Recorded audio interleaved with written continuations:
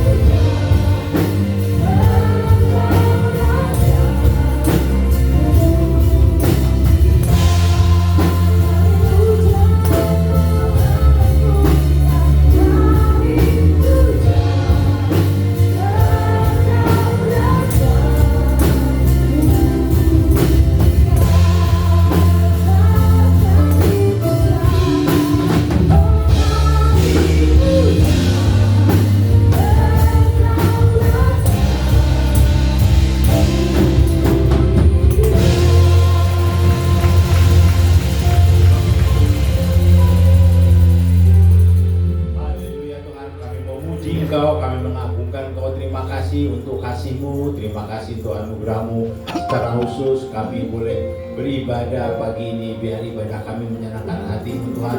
Engkau bergembira dan bersuka cita dengan ibadah yang kami lakukan. Bapa, kami mau memberkati hamba-hamba-Mu yang berbagian dalam pelayanan pada pagi ini. Kami memberkati tim musik, kami memberkati singers, kami memberkati song leaders, kami memberkati penyambut tamu, semua kami yang melayani. Tuhan memberkati kami, dan secara khusus hamba-Mu Pak Yakub Okem yang akan menyampaikan firman-Mu, biar apa yang disampaikan adalah isi hati-Mu Tuhan, yang menguatkan kami jemaat Tuhan, yang menghibur kami jemaat Tuhan. Terpujilah Engkau Bapa. Terima kasih Tuhan. Kami mau buka ibadah kami dalam nama Bapa, Anak, dan Roh Kudus, dan kami juga mau menaikkan doa Bapa kami yang sudah Tuhan ajarkan kepada kami. Bapa kami yang di sorga, dikuduskanlah nama-Mu, datanglah kerajaan-Mu, jadilah kehendak-Mu di bumi seperti di sorga. Berikanlah kami pada hari ini makanan kami yang secukupnya, dan ampunilah kami akan kesalahan kami, seperti kami telah mengampuni orang yang bersalah kepada kami. Dan janganlah bawa kami ke dalam pencobaan, tapi lepaskanlah kami dari yang jahat. Karena Engkau yang punya kerajaan dan kuasa dan kemuliaan sampai. Amin. Beri kemuliaan buat Tuhan kita. Silakan duduk teman Tuhan. Pagi hari ini mari ajak hatimu bersyukur kepada-Nya. Bersyukur atas apa yang terjadi. Bersyukur atas penyertaan-Nya. Bersyukur atas berkat-Mu yang sudah Engkau terima dari Tuhan. Bapa, terima kasih buat setiap anugerah Tuhan. pagi hari ini kami ada di rumah. Kami mau tetap tinggal di sini. Kami rindu melihat kemuliaan Tuhan dinyatakan atas kami. Mari berkaryalah Engkau. Kami bebaskan hati kami.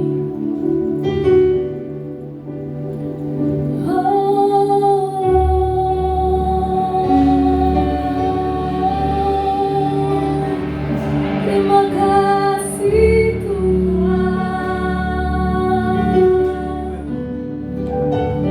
Kami bersyukur.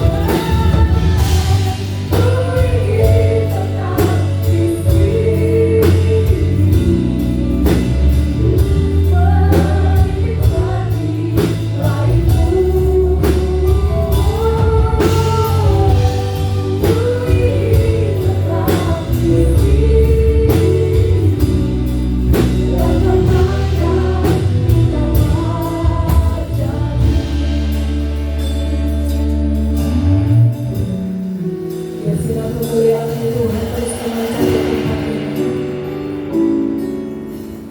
Nyalakan kuasa-Mu, biar hadirat Tuhan memenuhi setiap hari.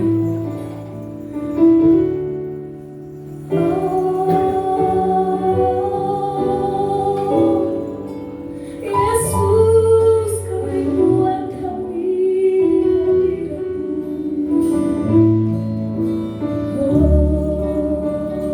Mari dengan lembut katakan, ku ingin tetap di sini.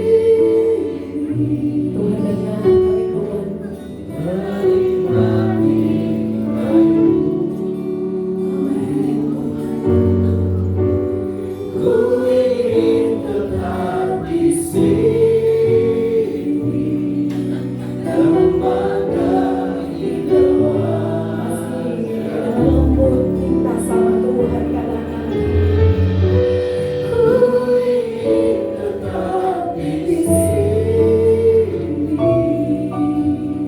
Kami mau menikmati baik-Mu Tuhan. Amin, amin.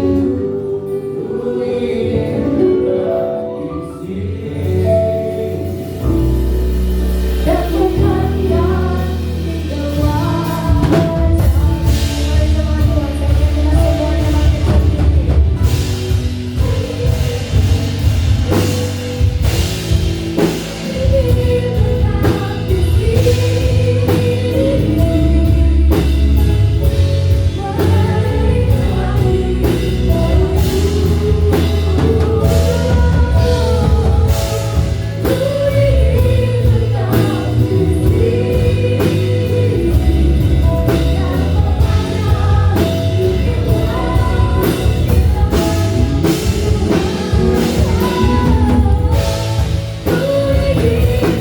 makin tinggi.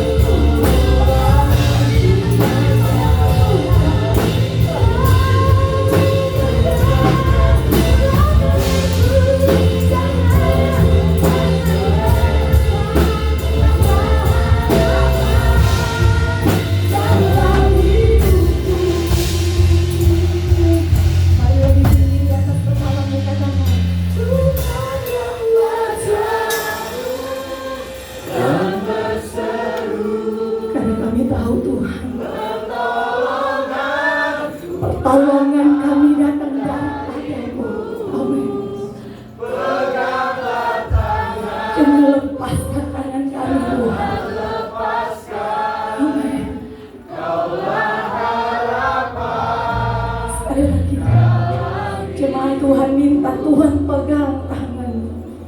Ku pandang wajah-Mu dan berseru. Setiap tangan kami yang memerlukan belas kasih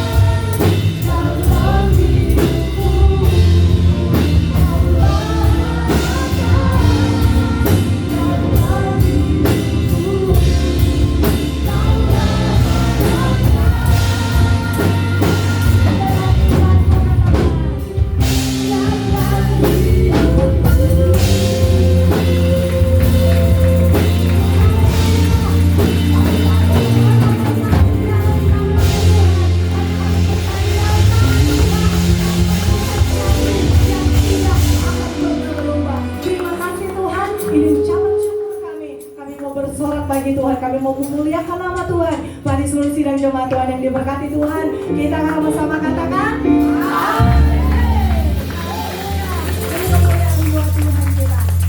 puji Tuhan. Saya boleh tahu kabarnya Bapak Ibu? Luar biasa. Boleh tahu saudara kiri kananmu, tanyakan apa kabar pagi hari ini. Haleluya, luar biasa. Walaupun di luar hujan ya, kita tetap punya kabar yang luar biasa yang kita persembahkan untuk Tuhan. Haleluya. Yang percaya bahwa hari ini adalah hari yang terbaik, boleh lambaikan tanganmu. Yang mau berpikir salib bersama Tuhan, boleh lambaikan tanganmu.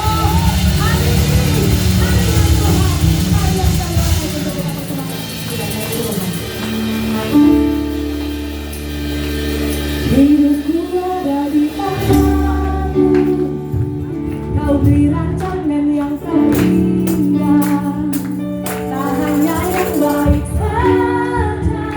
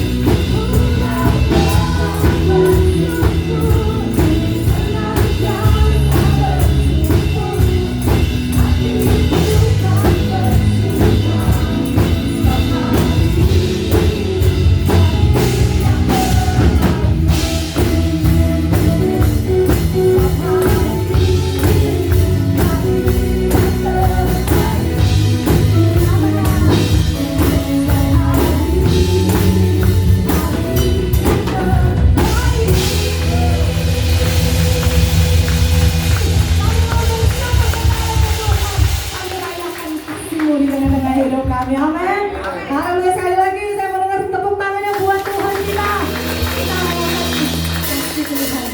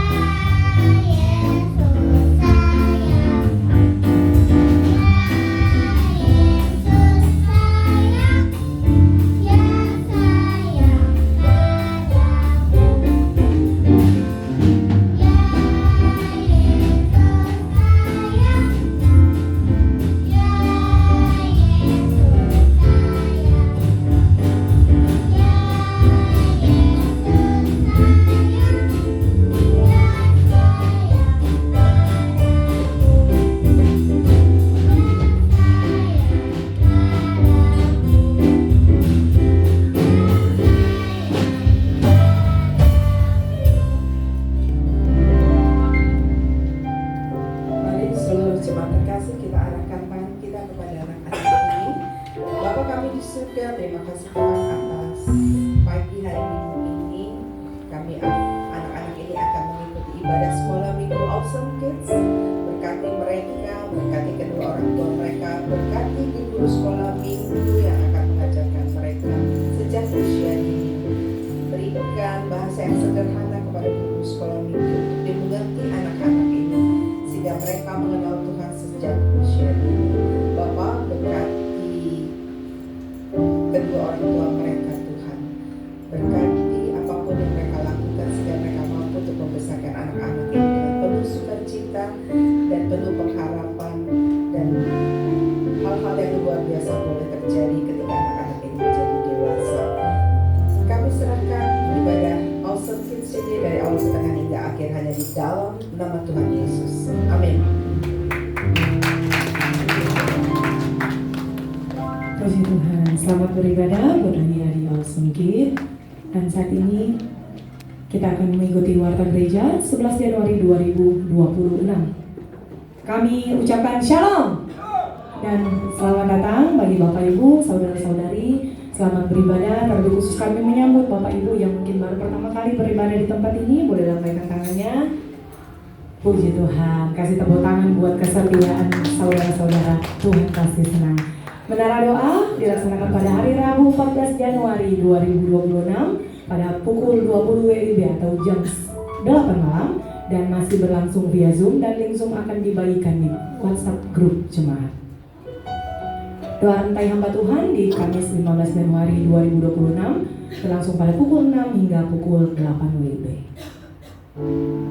Dan terus kami menghimbau, terus kami mengetuk pintu hati Bapak Ibu saudara-saudari semua, karena mari kita perluas wilayah SDK yang sudah terbentuk, membentuk komunitas-komunitas kecil di rumah kita, agar di sana kita bisa saling menguatkan, saling membangun dan bertumbuh bersama dengan Kristus.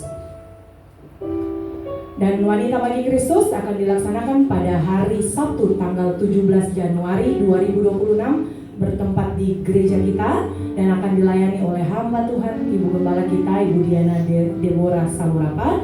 Dan ibadah kita akan mengadakan cross kado yang mungkin para wanitanya Tuhan sudah baca di grup WBK, dan minimal 50.000 kita bertukar kebahagiaan, bertukar kasih, bertukar sukacita lewat kado ini. Bersyukur kepada Tuhan atas penyertaan Tuhan. Wanita Bagi Kristus boleh ada kembali, dan ibadah kita juga ibadah ini ibadah bersama dari kita untuk kita.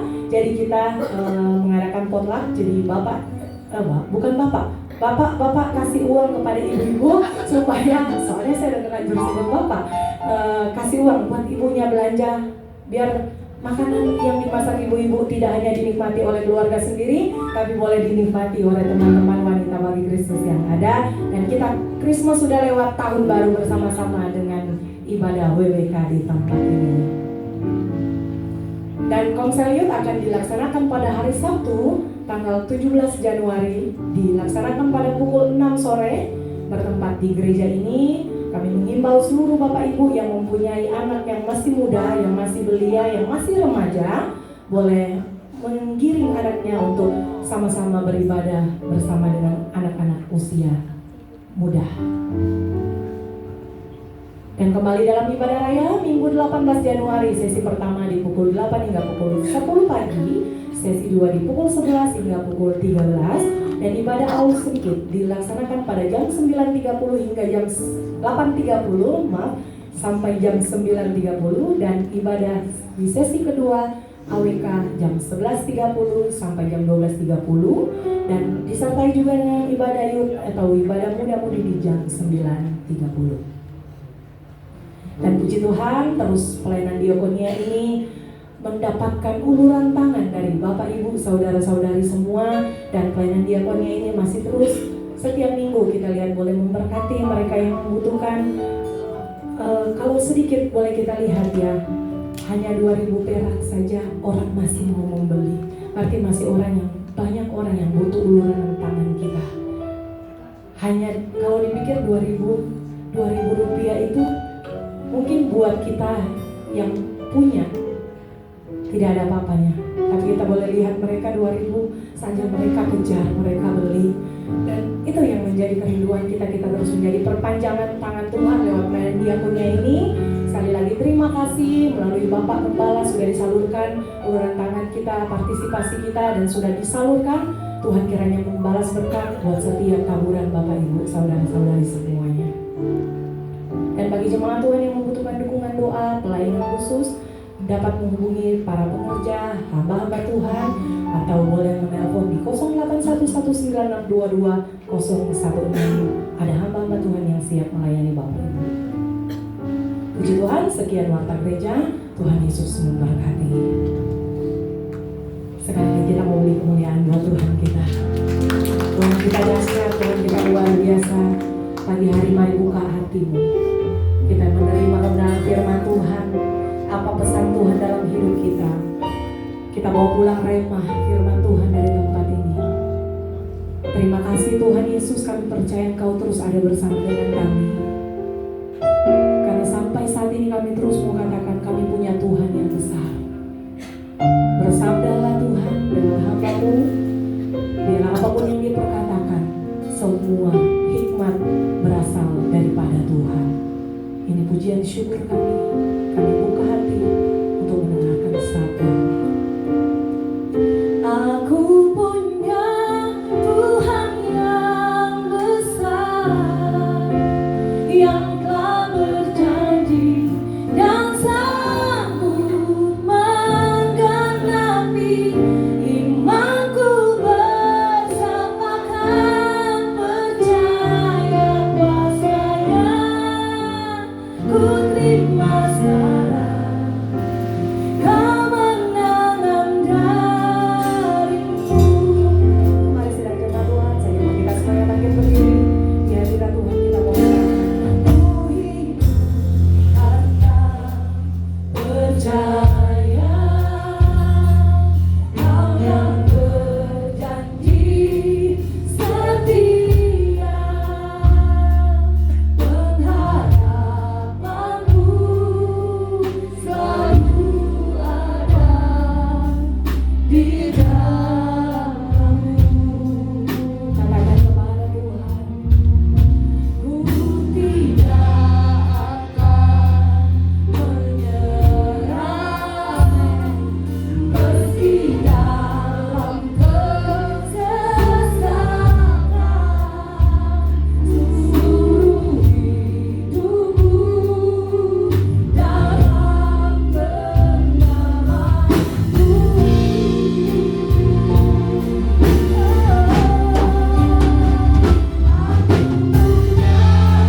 Tuhan yang besar, yang telah berjanji dan sanggup menggenapi imanku. Bersamakan percaya kuasa-Nya, ku terima sekarang kemenangan. Sekali lagi, katakan aku punya Tuhan yang besar. Aku punya Tuhan yang besar, yang telah berjanji dan sanggup menggenapi imanku.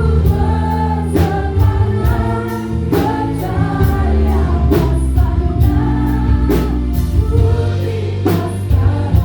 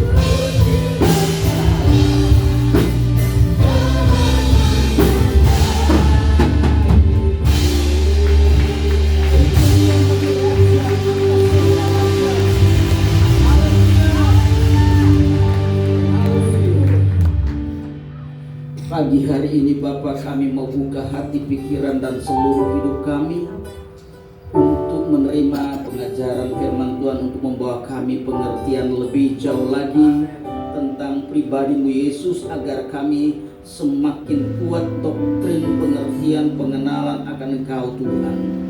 Memasuki tahun yang baru di 2026 ini Tuhan, pada bulan Januari ini, biar Tuhan bawa tuntun kami untuk lebih mengerti, memahami akan setiap kebenaran firman-Mu, sehingga memberikan kekuatan bagi kami ketika kami menghadapi tantangan apapun. Kami tetap percaya bahwa Yesus itu Tuhan, bahwa Dia sanggup melakukan segala perkara, Dia sanggup menolong, dan Dia sanggup untuk buka jalan bagi setiap kami di dalam menghadapi segala bentuk pergumulan apapun. Itu sebabnya Bapa, kami mau buka hati kami, dan kami ingin belajar kebenaran firman Tuhan ini agar kami semakin mengerti tentang pribadi-Mu Bapa. Terima kasih Bapa, kami mau sambut firman-Mu ini dengan pengucapan syukur. Hanya di dalam nama Tuhan Yesus kami sudah berdoa mengucap syukur yang siap dan mau diberkati oleh firman Tuhan. Sama-sama katakan amin. Kita beri kemuliaan bagi Tuhan. Silakan duduk Bapak Ibu Saudara dikasih Tuhan. Shalom. Selamat pagi, selamat berjumpa kembali, dan saya ucapkan selamat Natal, selamat tahun baru. Ya, saya boleh berada di tengah-tengah saudara karena ada undangan langsung dari Pak Gembala, Bu Gembala. Saya ucapkan terima kasih untuk Bapak Gembala dan Ibu Gembala diberi kesempatan lagi untuk melayani tempat ini. Baik, nah pada pagi hari ini saya akan menyampaikan tentang firman Tuhan. Ini bentuk pengajaran. Kenapa saya sampaikan ini? Saya pikir ini untuk membawa kita lebih sulit mengerti tentang pribadi Yesus, sehingga saya akan membawa tema ini berkaitan dengan hari-hari ini yang saya hadapi, karena hari-hari ini ya sudah kurang lebih hampir 4 bulan saya itu diundang terus sama Pak Haji dan kawan-kawan. Ya, Pak Haji ini dia sebagai anggota dewan, mantan anggota dewan, dan dia juga raja di Papua, di Fakfak, dan dia juga sebagai rektor, former rektor dari namanya Universitas Sains and Teknologi Jayapura, dan itu milik dia. Nah, dia tinggalnya di daerah Cibubur, dia punya 2 villa. Ya, kemarin saya diundang, diminta untuk berbicara konteks inkarnasi Yesus versus inkarnasi paganisme. Paganisme itu apa aja? Ada yang namanya Dewa Mitra, Horus, Frigia, Atis, dan saya buat perbandingan semuanya untuk menjawab tentang perbedaan tentang inkarnasi. Apa itu inkarnasi? Inkarnasi itu adalah Tuhan yang menjelma menjadi manusia dalam Yesus. Saya berikan semua yang ada. Sebelum-sebelumnya, tema yang saya diangkat adalah apakah Yesus itu Islam? Nah, itu temanya ada. Nanti saya akan munculkan. Nah, jadi tema-tema yang bagi mereka itu sangat kontradiktif dan terjadi perdebatan, cuma berkisar antara inkarnasi dan keilahan Yesus. Nah, Bapak Ibu, saya bilang Pak Haji, minggu ini saya nggak bisa karena saya ada pelayanan pagi hari ini. Lalu saudara tahu, karena dia penasaran, dia bilang ke asisten saya, suruh Pak Pendeta datang hari Jumat membahas tentang itu, yang inkarnasi Yesus versus inkarnasi paganisme. Sangat menarik sih, dikasih video dan saya analisa dan saya jawab semuanya dan sebagainya. Walaupun tetap mereka punya pandangan yang miring, intinya saya berani datang karena saya pikir saya harus berbicara kebenaran tentang siapakah Yesus itu. Soal dia mau mengerti secara pengetahuan atau tidak, yang penting saya berdoa biar Roh Kudus bekerja agar Tuhan Yesus datang kepada dia, menampakkan diri agar supaya dia tobat. Yang mentobatkan bukan karena teologi kan, tapi pengertian itu. Dan saya berdoa agar supaya dia, Tuhan Yesus datang kepada orang-orang model seperti ini. Ya, jadi saudara, sehingga saya masih continue, ada tema-tema berikutnya yang akan diberikan kepada saya, dan saya terus persiapkan diri untuk menjawab semua pertanyaan, walaupun tetap mereka berkata dari versi mereka. Jadi mereka banyak pakai terminologi seperti ini, mencocok logikan. Ada ya, cocok logikan itu ada saudara. Jadi mereka usahakan, nanti saya akan tampilkan tentang apakah Yesus itu Islam. Karena tema yang saya mau sampaikan, munculkan temanya.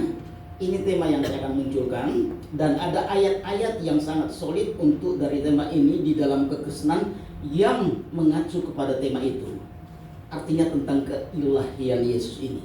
Nah, ayat-ayat di Alkitab itu jelas berkata tentang hal ini. Lalu untuk memberikan konfirmasi, saya ambil juga ayat di Al-Quran. Ada 3 ayat dalam Al-Quran yang saya akan munculkan. Nah, setelah itu saya akan munculkan yang saya tadi WA. Setelah ayat-ayat Al-Quran muncul, baru tolong dimunculkan yang saya berikan itu. Oke, kita mulai. Baik, ini temanya. Klik berikutnya. Ayat-ayat firman Tuhan yang menyatakan keilahian Yesus. Klik, kita ambil pertama dari Perjanjian Lama. Ini ayatnya Yesaya 7 ayat 14. Ya, dikatakan begini. Sebab itu Tuhan sendirilah yang akan memberikan kepadamu suatu pertanda. Sesungguhnya seorang perempuan muda mengandung dan akan melahirkan seorang anak laki-laki, dan ia akan menamakan dia Immanuel. Klik lagi, kalimat di bawah saya tulis seperti ini. Ayat ini adalah nubuatan Nabi Yesaya sekitar 700 tahun sebelum kelahiran Tuhan Yesus. Ingat, itu jadi 700 tahun Bapak Ibu. Jadi jauh-jauh sebelumnya ayat ini muncul. Ada nggak konfirmasi ayat ini dalam Perjanjian Baru? Klik ayat berikutnya. Ini ayat panjang. Nah, saya baca, perhatikan baik-baik. Ini ayatnya. Ya, saya baca pelan-pelan, saudara perhatikan baik-baik. Dari Matius 1 ayat 18 sampai 25 menuliskan seperti ini kalimatnya. Kelahiran Yesus Kristus adalah seperti berikut. Pada waktu Maria ibunya bertunangan dengan Yusuf, perhatikan saya taruh warna merah, ternyata ia mengandung dari Roh Kudus. Garis bawah itu nanti saya akan lebih memberikan penekanan, tapi saya baca dulu sebelumnya. Sebelum mereka hidup sebagai suami istri, ayat 19. Karena Yusuf suaminya seorang yang tulus hati dan tidak mau mencemarkan nama istrinya di muka umum, ia bermaksud menceraikannya dengan diam-diam, ayat 20. Tetapi ketika ia mempertimbangkan maksud itu, malaikat Tuhan nampak kepadanya dalam mimpi dan berkata, Yusuf anak Daud, janganlah engkau takut mengambil Maria sebagai istrimu, sebab anak di dalam kandungan itu adalah dari Roh Kudus. Perhatikan ayat 21 yang saya beri warna kuning. Ia akan melahirkan anak laki-laki, dan engkau akan menamakan dia Yesus, karena dialah yang akan menyelamatkan umatnya dari dosa mereka. Itu visi dan misi yang jelas. Kehadiran Yesus itu adalah penyelamatan dunia sesuai dengan Yohanes 3 ayat 16 ya. Lalu ayat 22. Hal itu terjadi supaya genaplah yang difirmankan Tuhan oleh Nabi. Ayat 23, sesungguhnya anak darah itu akan mengandung dan melahirkan seorang anak laki-laki, dan mereka akan menamakan dia Immanuel, yang berarti Allah menyertai dia. Perhatikan ayat 22-23. Di sana dikatakan hal itu terjadi supaya genaplah yang difirmankan Tuhan oleh Nabi siapa? Yesaya tadi. Dalam kitab Yesaya berkata, sesungguhnya anak darah itu akan mengandung dan melahirkan seorang anak laki-laki, dan mereka akan menamakan dia Immanuel, yang berarti Allah menyertai kita. Sesudah bangun dari tidurnya, Yusuf berbuat seperti yang diperintahkan malaikat Tuhan itu kepadanya. Ia mengambil Maria sebagai istrinya, tetapi tidak bersetubuh dengan dia sampai ia melahirkan anaknya laki-laki, dan Yusuf menamakan dia Yesus. Jadi Bapak Ibu, ayat 23, ayat 22-23 ya, itu jelas dari kitab Yesaya 700 tahun sebelumnya dimunculkan. Itu sebabnya kalau kita pakai bahasa teologi, Perjanjian Lama itu adalah nubuatan dan penggenapannya dalam Perjanjian Baru. Bahasa yang lain, Perjanjian Lama itu adalah bayangan dan kenyataannya di dalam Perjanjian Baru. Dengan bahasa teologi, jadi relevansinya ada antara Perjanjian Lama dan Perjanjian Baru, bukan terputus. Itu jelas. Jadi hal ini kita harus mengetahui tentang ayat-ayat seperti ini. Oke, jadi diberi konfirmasi. Klik berikutnya, konfirmasi dari ayat ini yang kita baca tentang bagaimana tadi di dalam dikatakan Maria dia mengandung dari Roh Kudus. Artinya benih ilahi dari Allah sendiri yang datang kepada Maria di dalam kandungannya. Saya tidak khotbah Natal, walaupun masih ada suasana Natal, tapi saya sedang berbicara tentang keilahian. Ini konfirmasi ayat tentang keilahian yang kita lihat dalam Yohanes. Dikatakan seperti ini, ayat firman Tuhan di bawah ini merupakan rujukan keilahian dalam kemanusiaan Yesus. Jelas di dalam Yohanes 1 ayat 1 berkata, pada mulanya adalah firman, firman itu bersama-sama dengan Allah, dan firman itu adalah Allah. Ayat 14, firman itu telah menjadi manusia. Dan manusia itu siapa namanya? Yesus. Dan diam di antara kita, dan kita telah melihat kemuliaannya, yaitu kemuliaan yang diberikan kepadanya sebagai anak tunggal Bapa, penuh kasih karunia dan kebenaran. Jadi Bapak Ibu, tadi yang kita baca di dalam kitab Matius 1 ayat 18 dan sampai 25, dan masuk di dalam Yohanes 1 ayat 1 sampai 1 ayat 4 ini ayat yang dasar kuat kalau kita berbicara tentang keilahian. Berbicara tentang Yesus itu Tuhan, ini dasarnya. Dari kitab Matius tadi dia berkata Maria itu dikandung oleh Roh Kudus masuk dalam hidupnya, benih ilahi. Dan di sini di dalam ayat yang ada di dalam firman Tuhan di dalam Yohanes menuliskan, menjelaskan siapakah itu firman. Firman itu adalah Allah. Dan ayat 14 berkata firman itu telah menjadi manusia. Jadi kalau berbicara tentang keilahiannya, di sini titik sentral ayat yang harus kita ketahui, apa sih keilahian itu Pak Yakob? Artinya sederhananya ketuhanannya. Jadi Allah yang menjadi manusia, dia Tuhan, karena mereka itu menentang ya. Jadi sepupu kita menentang bahwa Yesus itu Tuhan, karena bagi mereka dia sebagai seorang nabi. Mari kita lihat ayat-ayat di dalam Muslim. Saya ambil ayat-ayat di dalam keilahian Yesus dalam kitab Al-Quran. Klik berikutnya, ini yang saya ambil ya, keilahian Yesus dalam Al-Quran. Ada beberapa ayat yang saya ambil. Pertama, kitab surah 43 ayat 61, dan sesungguhnya Isa itu benar-benar memberikan pengetahuan tentang hari kiamat. Karena itu janganlah kamu ragu-ragu tentang kiamat itu, dan ikutlah aku. Inilah jalan yang lurus. Saya baca lagi ayat berikutnya. Ya, saya baca dulu baru saya berikan beberapa kesimpulan tentang hal ini. Klik berikutnya. Di dalam surat Az-Zukhruf ayat 61 dalam Al-Quran berbunyi, dan sesungguhnya dia, Isa, benar-benar menjadi pertanda akan datangnya hari kiamat. Jadi hari kiamat itu berurusan dengan Yesus. Dan dikatakan karena itu janganlah kamu ragu-ragu tentang kiamat itu, dan ikutlah aku. Inilah jalan yang lurus. Di bawah klik kalimat yang ada seperti ini. Inilah jalan yang lurus yang sering diucapkan oleh umat Islam yang merasa Muslim di sini dan sudah terima Yesus. Kalau ucapkan kalimat berikutnya apa? Suratul Mustaqim. Ya, ini sering. Dan ini yaitu berbicara tentang hal Isa Al-Masih. Klik berikutnya lagi ayat yang ada. Surat Al-Imran berkata begini, 3 ayat 45. Ayat ini menyebutkan bahwa malaikat berkata kepada Maryam, sesungguhnya Allah mengembirakan kamu dengan kalimat yang datang daripadanya, namanya Al-Masih, Isa putra Maryam, seorang yang terkemuka di dunia dan di akhirat, dan termasuk orang-orang yang didekatkan kepada Allah. Jadi ayat-ayat ini memberikan konfirmasi salah satu tentang hal ini. Ayat yang terakhir tentang bagaimana Tuhan yang menjadi manusia memakai Maria sebagai instrumen untuk dia menjadi manusia. Nah, dalam konteks mereka, Isa itu adalah nabi baik, nabi yang menurut mereka seorang nabi saja.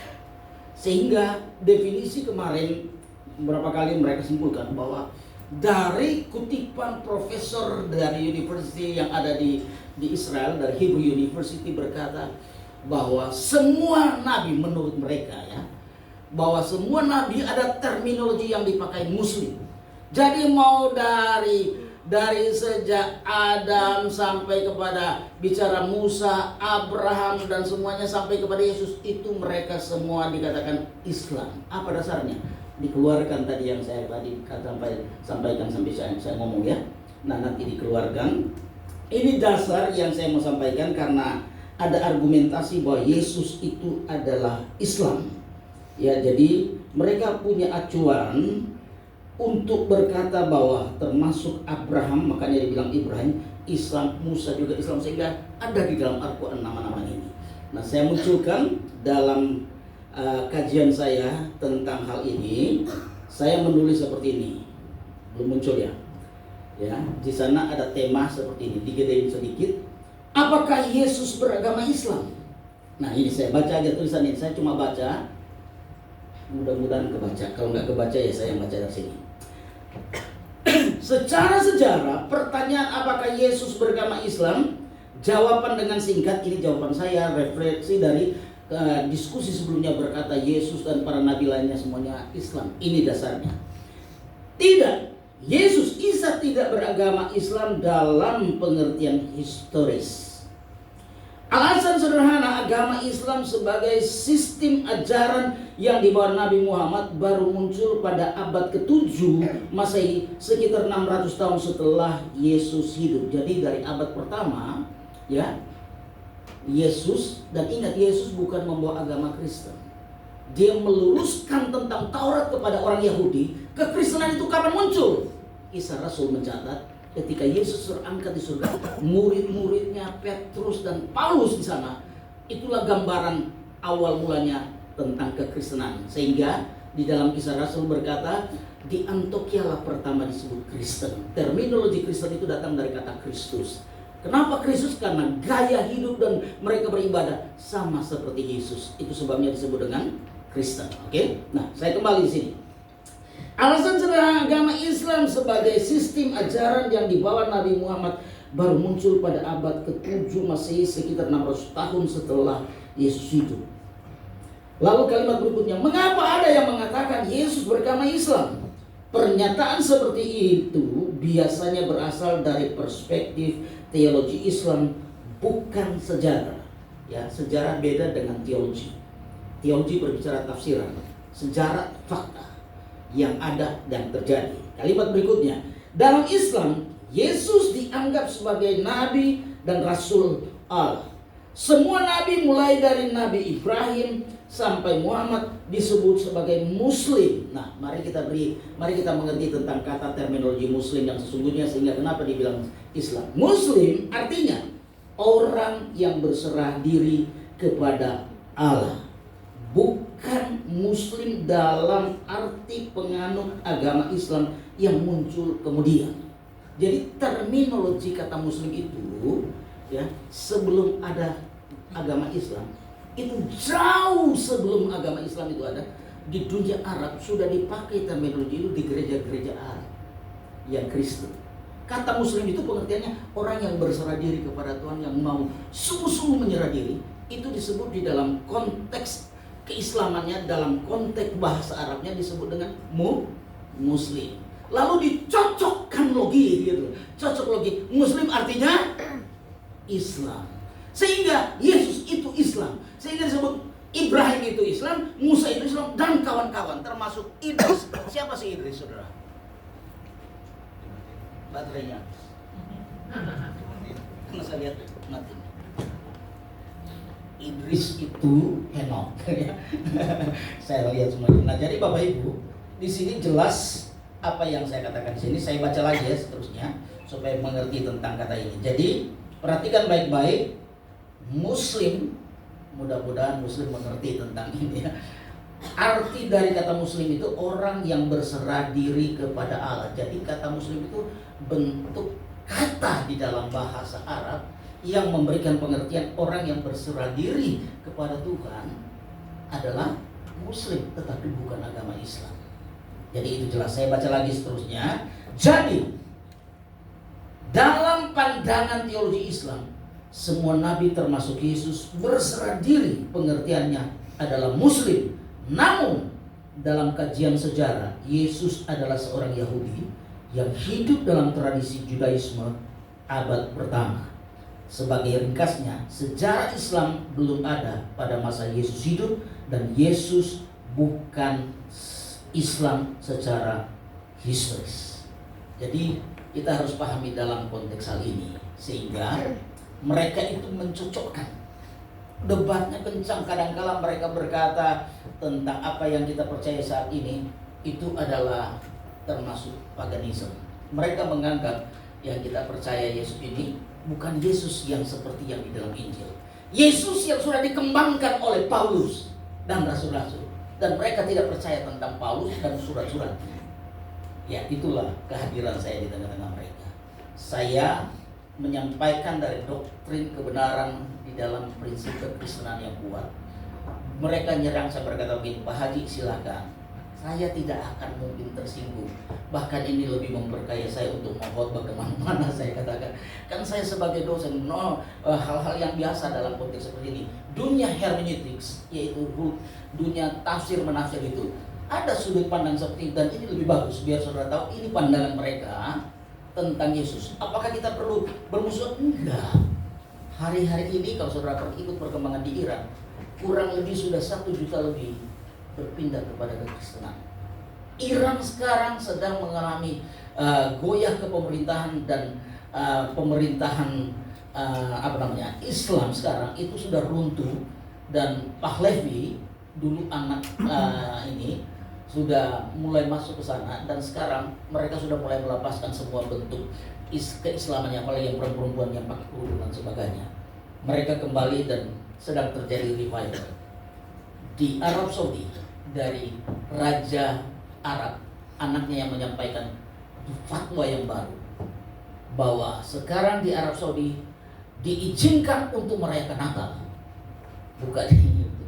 Nah, jadi Bapak Ibu Saudara dikasih Tuhan, fakta sejarah, walaupun itu mereka berkata Natal adalah bagian daripada paganisme, tapi keputusan gereja melakukan itu dengan dasar berkata Yesus itu terang dunia. Walaupun itu embrionya tentang tradisi itu daripada penyembahan kepada matahari, tetap gereja menetapkan untuk berbicara kabar baik tentang Yesus itu terang dunia. Apapun alasannya, itu sudah menjadi fakta sejarah, dan makanya beberapa gereja meresponi Natal dengan hal yang berbeda. Sah-sah saja. Yang penting intinya Yesus itu Tuhan. Amin. Oke, saya kembali kepada materi berikutnya. Masuk kepada konteks kekristenan untuk memahami tentang ajaran Yesusnya Kristen tentang keilahian Yesus. Kembali kepada yang berikutnya setelah ayat-ayat Islam tadi dari Al-Quran. Ini saya masuk di dalam doktrin kekristenan untuk kita memahami dalam konteks ajaran tentang keilahian Yesus. Di sana saya tulis ajaran Kristen tentang keilahian Yesus. Dalam kekristenan, arus utama, kalau kita berbicara arus utama yang dari awal tentunya mengacu kepada Protestan dan Katolik, di mana jalur kita yang ada di GBI, kita masuk di jalur tentunya secara resmi di dalam Protestan, yang walaupun kita punya sinode sendiri di dalam soal GBI. Nah, dikatakan begini, ajaran resmi adalah bahwa Yesus Kristus adalah 100% Allah dan 100% manusia. Klik berikutnya. Dalam doktrin yang disebut hypostasis union adalah teologi Kristen yang menjelaskan persatuan dari kedua kodrat kemanusiaan dan keilahian di dalam Yesus. Klik berikutnya. Hypostasis union adalah doktrin yang menyatakan bahwa Yesus Kristus adalah satu pribadi yang memiliki dua kodrat yang berbeda namun tidak terpisahkan, kodrat ilahi ketuhanan dan kodrat manusia kemanusiaan. Klik berikutnya. Kalimat di bawah, dengan kata lain, Yesus adalah sepenuhnya Allah dan sepenuhnya manusia pada saat yang sama. Yohanes 1 ayat 14, firman telah menjadi manusia.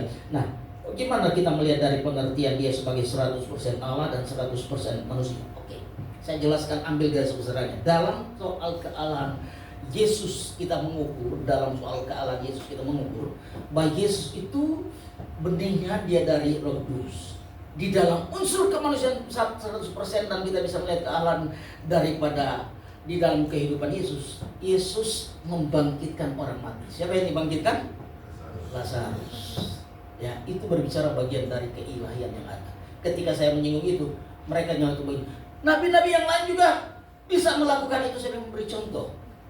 Ada alasan biasa, mereka mencocokkan dan berusaha untuk Lalu dari sisi kealahan atau keilahian yang ada di dalam manusia 100% dalam Yesus, kita lihat banyak mujizat-mujizat yang sulit dilakukan oleh manusia siapapun.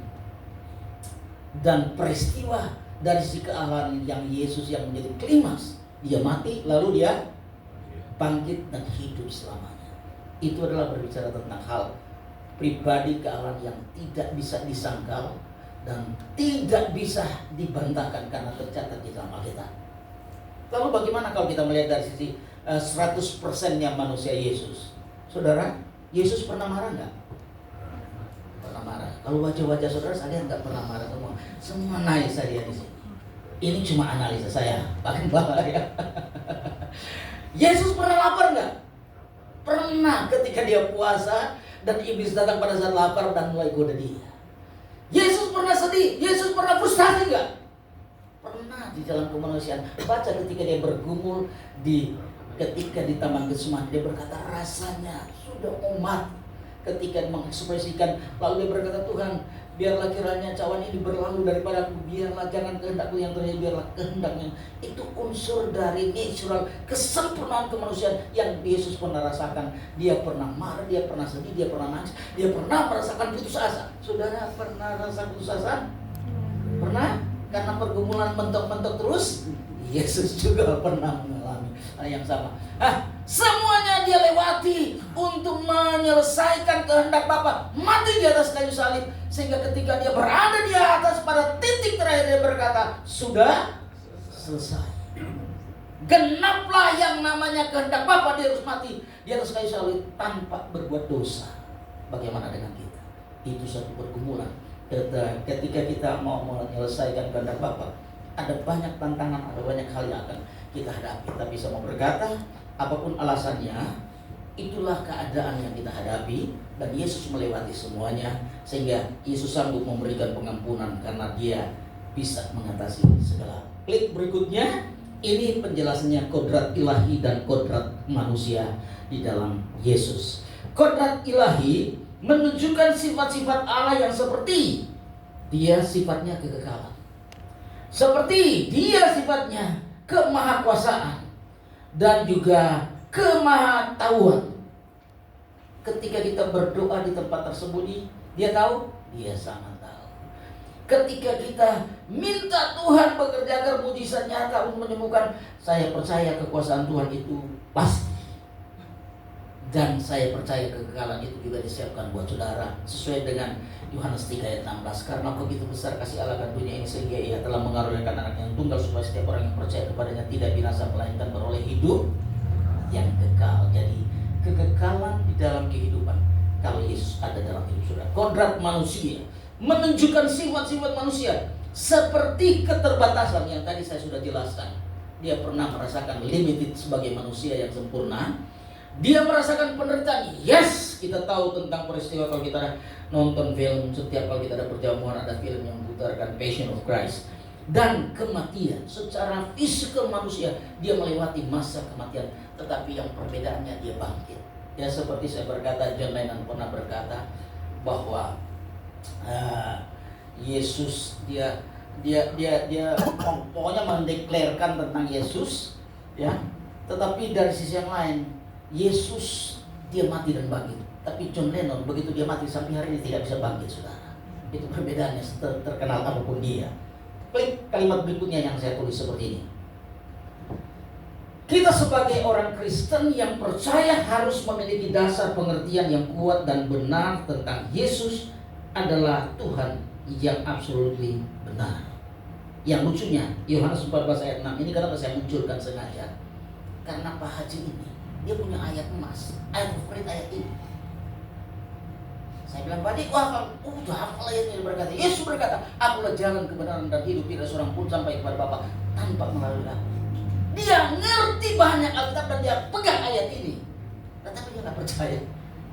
Nah, tugas saya menyampaikan kebenaran, dan saya terus bawa di dalam doa agar suatu saat Yesus datang secara pribadi dalam hidupnya, sehingga menjadi suatu perubahan yang besar. By the way, tahun 2029 dia calon gubernur untuk daerah Papua di mana dia berada, karena maklum dia kan seorang raja, dan dia sebagai rektor di sana, dan dia juga pengusaha.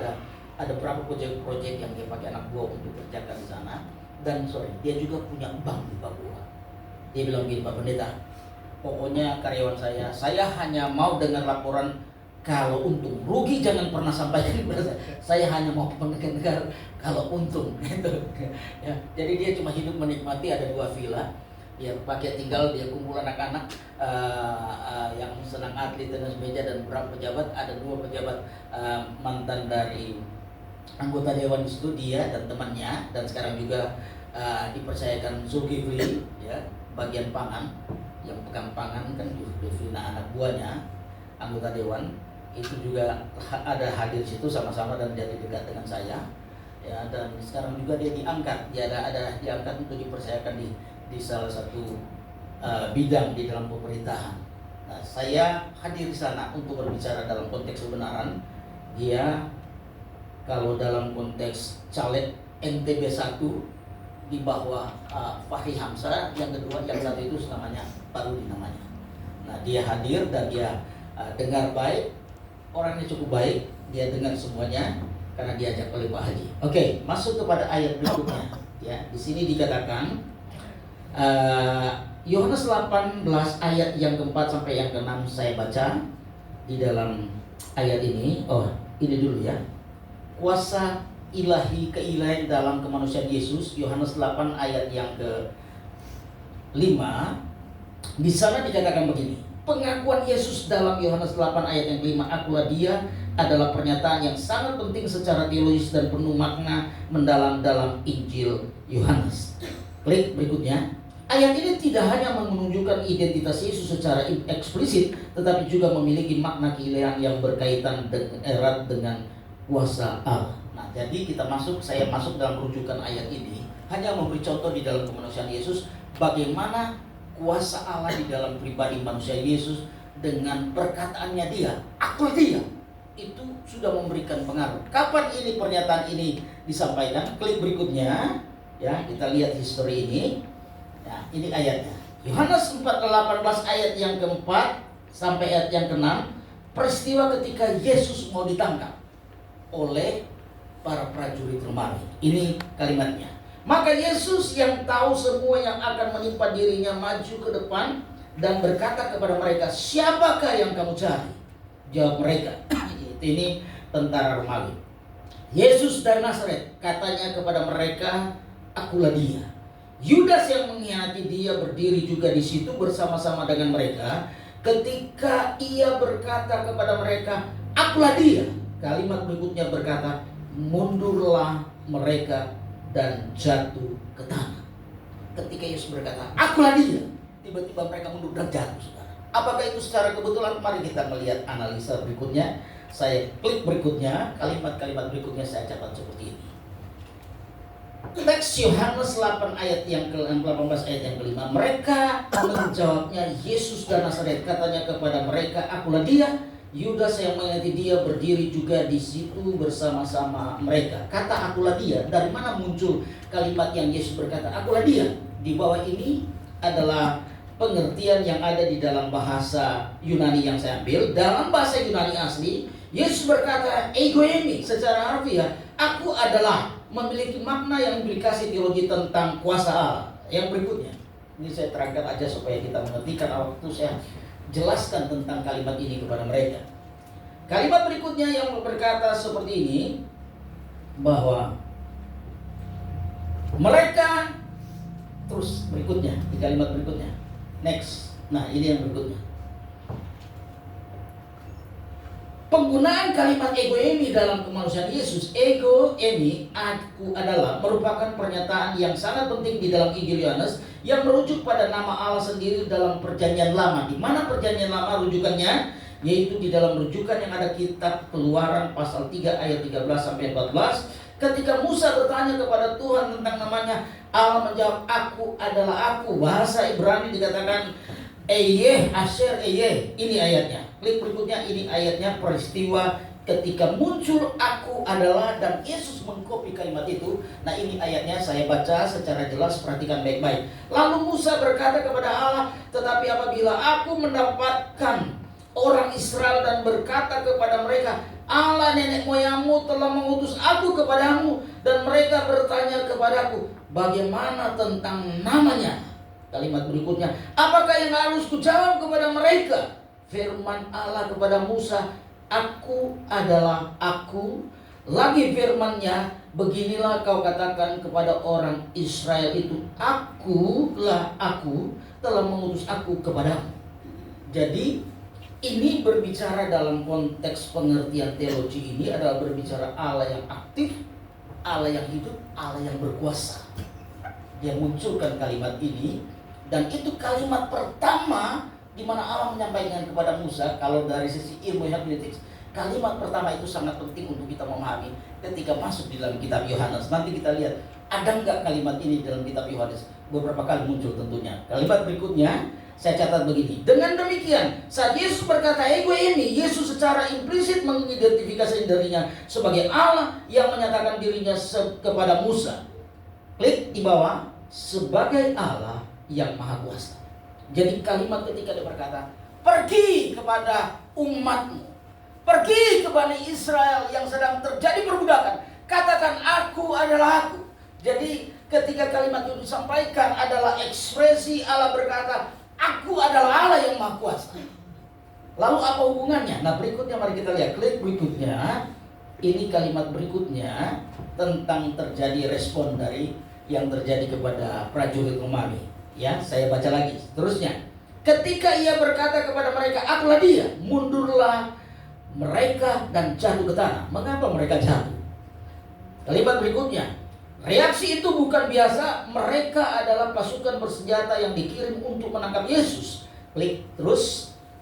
Banyak penafsir percaya ini menunjukkan kuasa ilahi dari pernyataan Yesus, akulah dia, sehingga musuhnya tidak dapat berdiri di hadapan Yesus. Kalimat di bawah saya tulis, hal ini menunjukkan bahwa Yesus adalah Tuhan yang berkuasa sesuai dengan ketika Tuhan munculkan kepada Musa, katakan, kalau mereka bertanya siapa namaku, dia berkata aku adalah.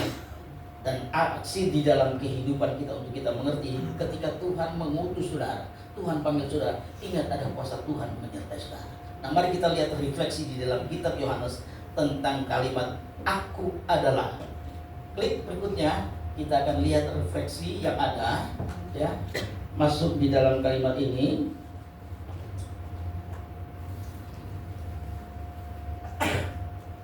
Oke, ini poin yang ketiga. Beberapa ungkapan aku adalah dalam konteks Yohanes, dalam Injil Yohanes Yesus menggunakan frasa akulah. Dalam pernyataan metaforis ini, hal ini menyatakan pribadi keilahiannya. Ada berapa kata akulah di dalam kitab Yohanes? Klik, kita lihat nih. Nah, saudara perhatikan baik-baik. Saya hanya membaca kalimat dan ayatnya ada. Kalimat ketika Yesus berkata, akulah roti hidup. Kalimat yang berkata, akulah terang dunia. Kalimat yang berkata, akulah pintu. Akulah gembala yang baik. Akulah kebangkitan dan hidup, akulah jalan kebenaran dan hidup, akulah pokok anggur.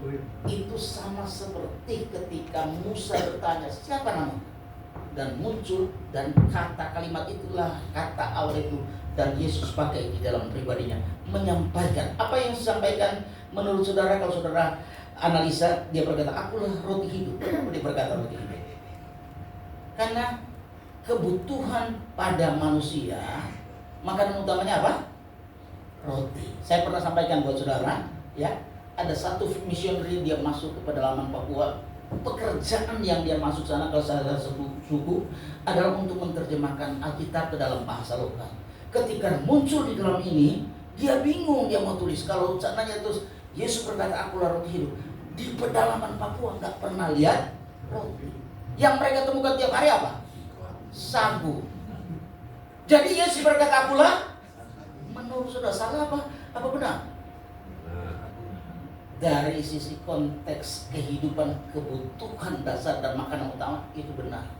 Ini linguistik, saudara.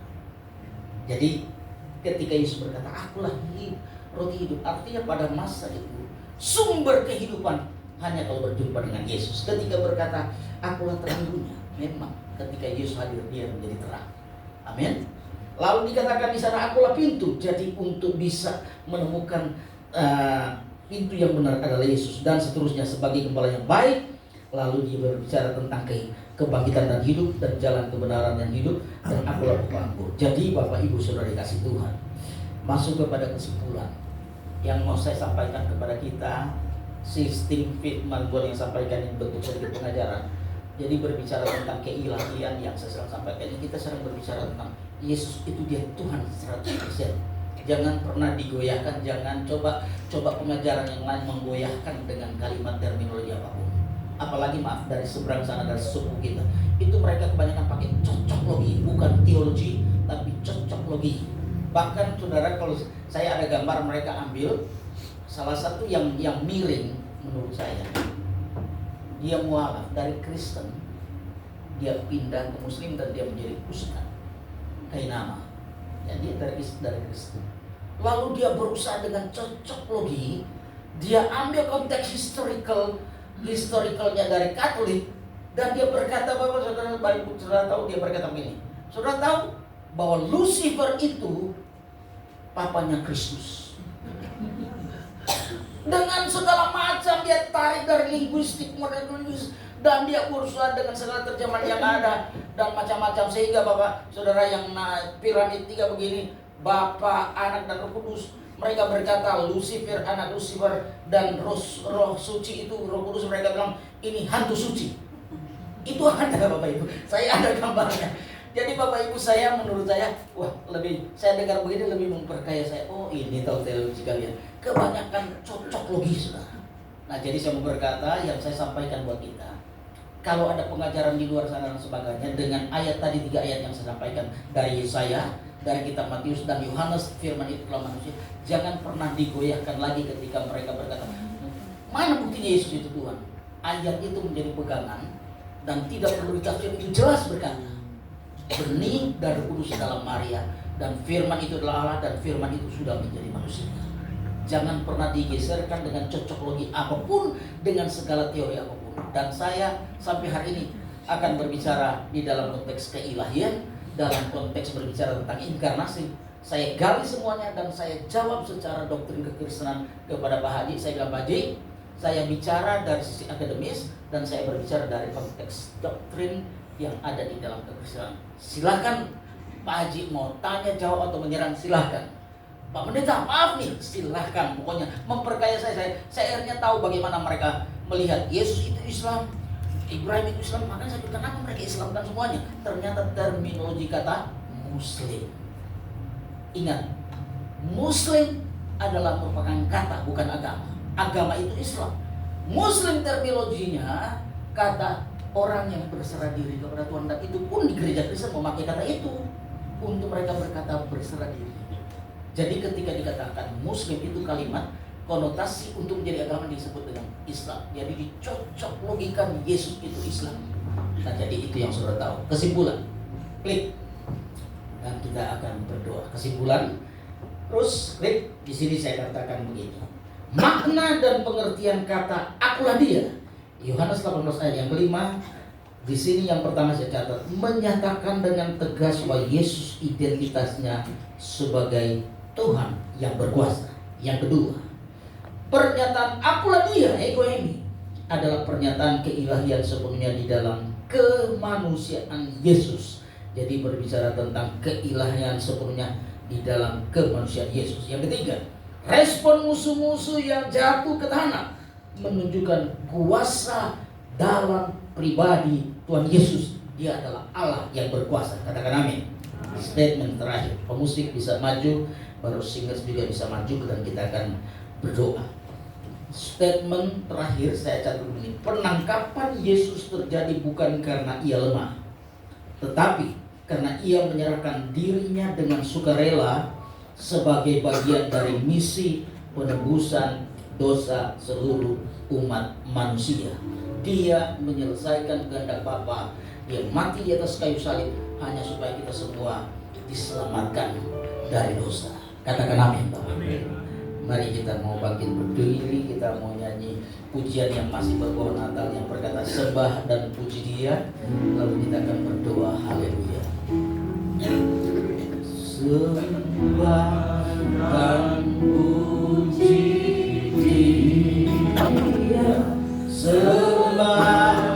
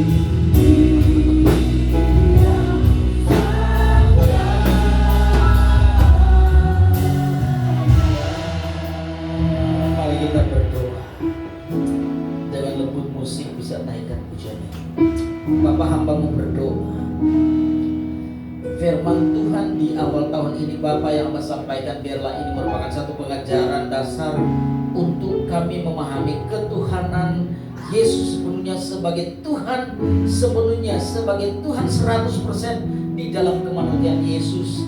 Biarlah ayat firman Tuhan yang kami pelajari tertanam sehingga kami percaya bukan cuma sebagai agama Kristen, kami memahami secara benar bahwa Yesus itu Tuhan. Karena Alkitab mencatat tentang peristiwa bagaimana lahir dari Maria, dikandung oleh Roh Kudus atas inisiatif Allah Bapa.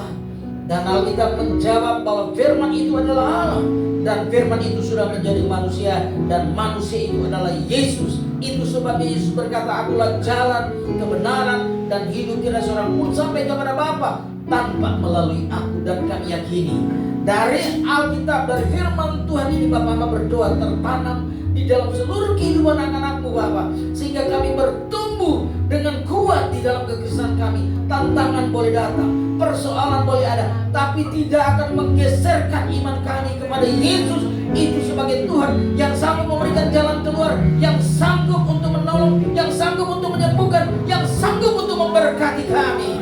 Terima kasih Bapak. Coba berdoa biar jamahan turun atas setiap umatmu. Saya mau berdoa buat saudara, kalau saudara merasa ada pergumulan apapun itu dalam rumah tangga, dalam karir, dalam pekerjaan, di dalam semua yang kau gumulkan, angkat tangan kanan tinggi-tinggi, tangan kiri taruh di dada, ucapkan doamu. Saya mau berdoa dari tempat ini karena saya yakin Yesus itu adalah Allah 100%. Yesus adalah Tuhan 100% yang sanggup menolong, yang sanggup membuka jalan, yang sanggup menyembuhkan, yang sanggup untuk memberkati engkau, dan sanggup untuk mengangkat karirmu. Angkat tangan tinggi-tinggi dan saya mau berdoa agar Tuhan berkarya. Dia menyatakan mujizatnya, Dia menyatakan kemuliaannya, Dia menyatakan kedaulatannya di dalam hidup saudara. Bapak mau berdoa, tangan yang sudah terangkat tinggi Bapak, kami mengakui Engkau adalah Tuhan. Kami mengakui bahwa Engkau yang Maha Kuasa. Kami mengakui Engkau sanggup menolong kami. Kami mengakui Engkau sanggup memberkati kami. Kami mengakui Engkau sanggup menuntun di jalan yang benar dalam hidup kami.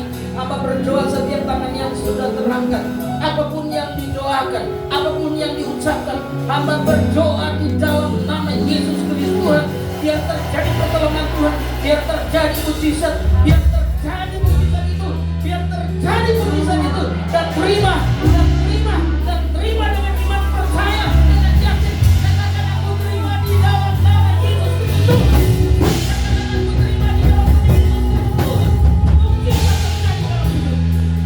Glory my God. Angkat kedua tangan dengan segala ucapan syukur, dengan iman kau berkata, terima kasih Bapa, terima kasih Tuhan Yesus. Aku percaya mujizat, aku percaya pertolongan, aku percaya terjadi mujizat di dalam hidup. Aku mengucap syukur, aku berterima kasih. Terpujilah namamu Bapa, sembah dan puji Dia. Haleluya.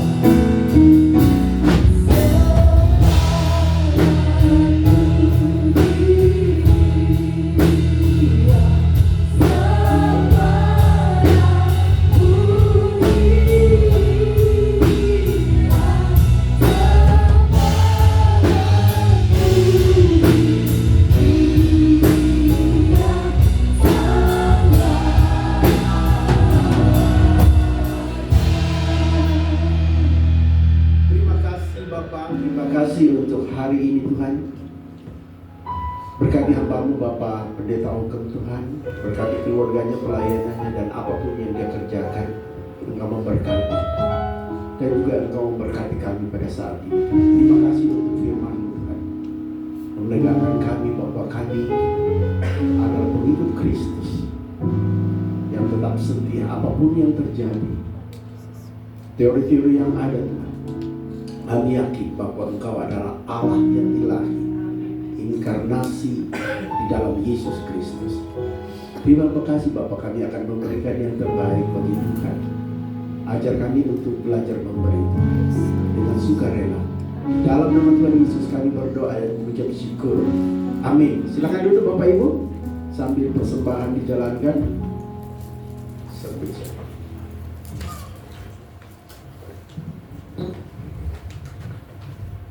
Sekali lagi terima kasih untuk Bapak Pendeta Okom yang jauh-jauh ke sini melayani tempat sini. Cuma ada saudara di dalam Islamologi ya, sering orang bertanya tentang, coba tunjukkan ayatnya di dalam Alkitab, ada nggak yang mengatakan Yesus mengatakan aku adalah Tuhan. Dan saya herannya begitu semua orang mengatakan bahwa Tuhan mengatakan aku di dalam dia dan dia di dalam aku. Memang tidak ada tertulis bahwa aku adalah Tuhan. Padahal sebenarnya ada ya. Paling gampang Yohanes 13 ayat 13. Di situ dikatakan bahwa dia berkata, kamu menyebut aku guru dan Tuhan, dan katamu itu tepat sebab memang akulah guru dan Tuhan. Itu yang mengatakan bahwa dia Tuhan. Ya, jadi banyak hal terjadi. Saya punya teman juga seorang kolonel yang jadi ustadz, berjanggut yang panjang, berpakai cangkring, pokoknya. Sekarang kami sering WA-WA, ya, kita katakan bahwa kita nggak boleh tersinggung ya. Tapi pertanyaan saya kepada Pak Ayo Okom, Bapak percaya atau bagaimana? Apakah Yesus itu sama dengan Isa di Al-Quran? Gak usah dijawab Pak. Karena kita kadang-kadang tidak konsisten. Ketika mengatakan aku adalah jalan yang lurus, kita mengatakan bahwa itu adalah Yesus. Tetapi di lain hal, kelahirannya, namanya, tempatnya, kita tidak mengakui bahwa Yesus tidak lahir di pohon korma. Yesus bukan anaknya Maryam kan ibunya Musa, jadi salah. Padahal mereka kadang-kadang mengutip yang salah sehingga mencocok logikannya. Kita yakin bahwa Tuhan kita adalah Tuhan kita, Dia adalah Juru Selamat, 100% Allah, 100% manusia.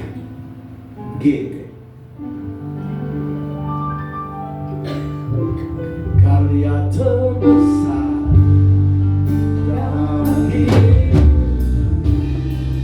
pengorbananmu yang selamatkanku.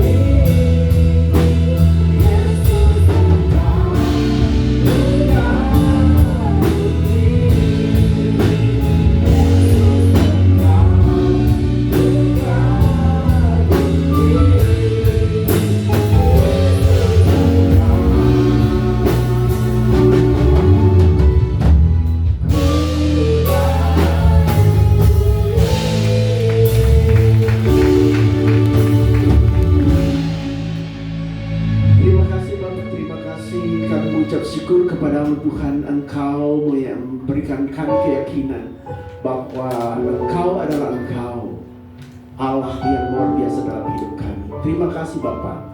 Kami akan kembali ke rumah masing-masing, dan biarlah firman ini menjadi rema dalam kehidupan kami.